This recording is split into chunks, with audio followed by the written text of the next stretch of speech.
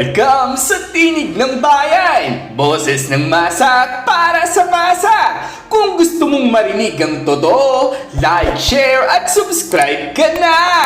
Magandang araw mga katinig ng bayan! Ngayong araw, isang mainit, mabigat at makabayang post mula kay Atty. Harry Roque ang trending dahil sa pag-alala sa Memorial Day raw ng pagkakabilanggo ni dating Pangulong Rodrigo Roa Duterte sa isang dayuhang bansa. Pero hindi lang basta pag-alala ang ginawa ni Roque. Itinutok niya ang sisi kay Pangulong Bongbong Marcos mismong araw at ginamit pa ang masalitang betrayal at kidnapping raw laban sa minamahal ng sambayanan. Basahin natin mismo ang caption ni Atty. Roque sa Facebook and quote, "Today is the Memorial Day of former President Rodrigo Duterte's imprisonment in a foreign country. Let us not forget that Marcos Jr. is the president behind the betrayal and kidnapping of the beloved President of the Philippines.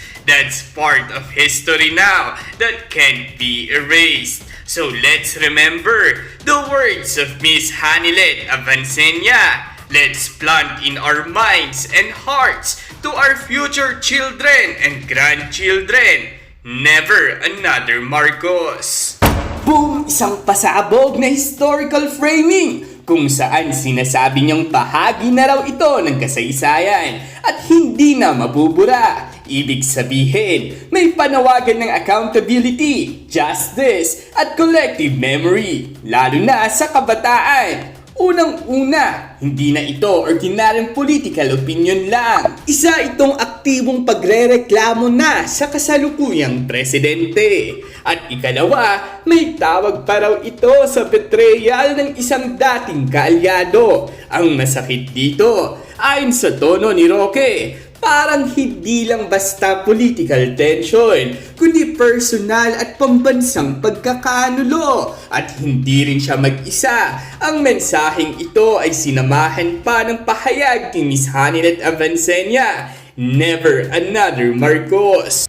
Isang malinaw na panawagan raw ito sa bawat Pilipino, lalo na sa mga kabataan. Huwag na tayong magpaloko ulit. Ayon sa mga supporters ni dating Pangulong Duterte, ang kanyang umano'y pagkaka-detain sa The Hague ay hindi aksidente. Ito raw ay bunga ng pakikipagkutsabahan sa mga dayuhan at mga lokal na politiko para buwagin ang legacy ni PRRD nga raw. Walang opisyal na kumpirmasyon mula sa pamahalaan, pero maraming netizens at loyalists ang naniniwala na hindi ipinaglaban si PRRD ng kasalukuyang pamahalaan. Hindi siya ipinagtanggol sa International Criminal Court at pinayagan kung hindi man tinulungan ang pagkukulong sa kanya. Kung totoo man ito, sino raw ang dapat managot? Sa post ni Roque, malinaw ang tinuturo.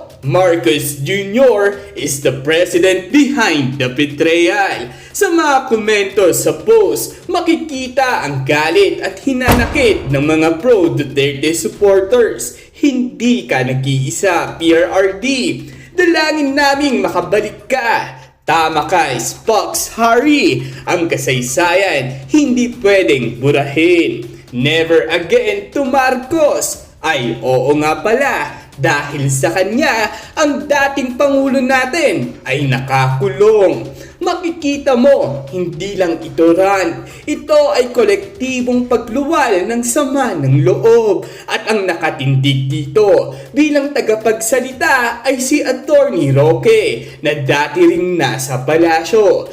Ilang beses nang nagpahiwatig si Roque ng di pagsang-ayon sa kasalukuyang administrasyon. Pero ngayon, mas direkta, mas malinaw, hindi raw dapat manahimik ang mga Pilipino. Hindi raw dapat kalimutan ang nangyari kay PRRD.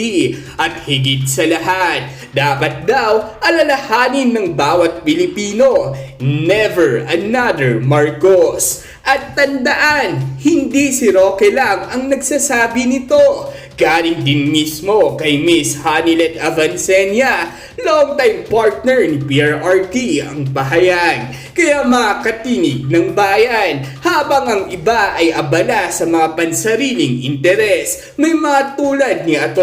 Harry Roque na hindi tinatalikuran ang prinsipyo. At ngayong Memorial Day raw ng pagkakabilanggo ni PRRT sa dayuhang bansa, ang mensahe ay malinaw. Hindi pa tapos ang laban. Hindi ito simpleng paninisi. Ito ay panawagan ng hustisya. At sa gitna ng katahimikan ng ilan, may mga boses na nananatiling matatag. Tulad ng kay Harry Roque. Never another Marcos.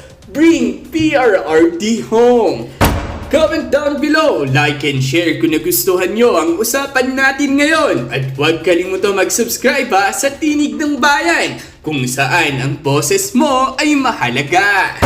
Samantala, sari-saring komento nga rin ang lumalabas mula sa mga netizens patungkol sa isyong ito. Sabi pa nga nila, yes, never again to Marcos. Nakakasuka isipin na nauto ang mga tao. At ang mga nagpatalsik noon sa kanyang ama ay kampon na nila ngayon. So sad we're back to zero again. Sana lang magising ang lahat. Never talaga ang gulo ng Pinas ngayon. Yung natalo na sa eleksyon, bigla na lang nananalo ulit. Kawawang Pinas. Habang buhay ko yan itatanim sa utak ko at sa magiging mga anak ko sa hinaharap. Ang kawalangya ang pinaggagawa niya sa kanya ng pamumuno. Sobrang nahihiya akong binoto ko siya maging presidente ng ating mahal na Pilipinas. Never again sa mga lutang na pinuno.